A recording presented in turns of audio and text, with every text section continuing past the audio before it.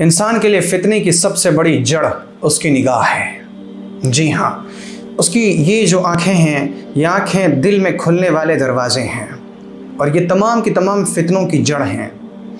یہی نگاہ ہے کہ جب نگاہوں سے ٹکراتی ہے تو اس سے دل میں وسوسہ پیدا ہوتا ہے، پھر جب وسوسہ مضبوط ہو جائے تو وہ فکر بن جاتی ہے، اور جب وہ فکر بن جائے تو اس سے شہوت پیدا ہوتی ہے، اور جب انسان پر اس کی شہوت، اس کی خواہش غالب آ جاتی ہے، شیطان اپنے چنگل میں انسان کو دبوچ لیتا ہے، تو پھر وہ پختہ ارادہ کرتا ہے، اور جب وہ پختہ ارادہ کرتا ہے تو پھر اس سے گناہ سرزد ہوتے ہیں۔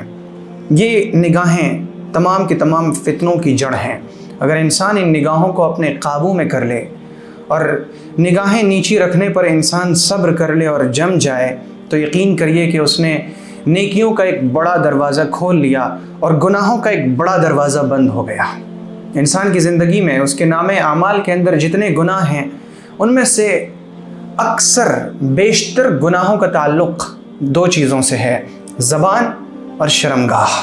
اسی لیے تو پیغمبر صلی اللہ علیہ وسلم نے فرمایا، من یضمن لی ما بین لحییہ ورجلیہ اضمن لہ الجنہ، کہ جو شخص مجھے دو چیزوں کی گارنٹی دے گا، ضمانت دے گا، جو دو چیزوں کے بارے میں مجھے اطمینان دلائے گا کہ میں ان چیزوں کو قابو میں رکھوں گا، زبان اور شرمگاہ، زبان اور شرمگاہ، اضمن لہ الجنہ، میں اسے جنت کی گارنٹی دوں گا۔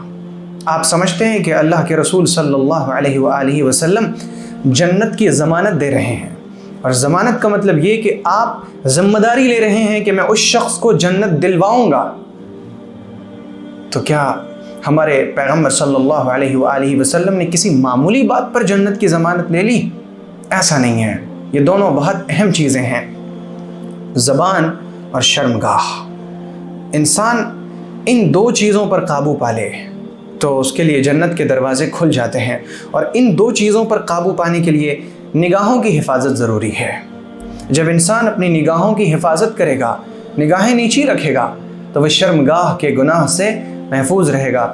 اللہ رب العزت قرآن پاک میں جب شرمگاہوں کی حفاظت کا حکم فرماتا ہے تو اس سے پہلے فرماتا ہے، قُل لِّلْمُؤْمِنِينَ يَغُضُّوا مِنْ أَبْصَارِهِمْ وَيَحْفَظُوا فُرُوجَهُمْ، اے محمد آپ کہہ دیجئے ایمان والے مردوں سے، اور دوسری آیت میں فرمایا گیا کہ ایمان والی عورتوں سے کہہ دیجئے اپنی نگاہوں کو نیچی رکھیں اور شرمگاہوں کی حفاظت کریں۔ یعنی شرمگاہوں کی حفاظت کرنے کے لیے نگاہوں کی حفاظت، نگاہوں کو نیچی رکھنا ضروری ہے۔ آئیے ہم دل میں کھلنے والے ان دو دروازوں کی، یعنی اپنی آنکھوں کی حفاظت کر لیں، اسے نیچی پست رکھنے کی عادت بنا لیں۔ اللہ رب العزت ہماری آنکھوں کو پاک رکھے، دل کو صاف رکھے۔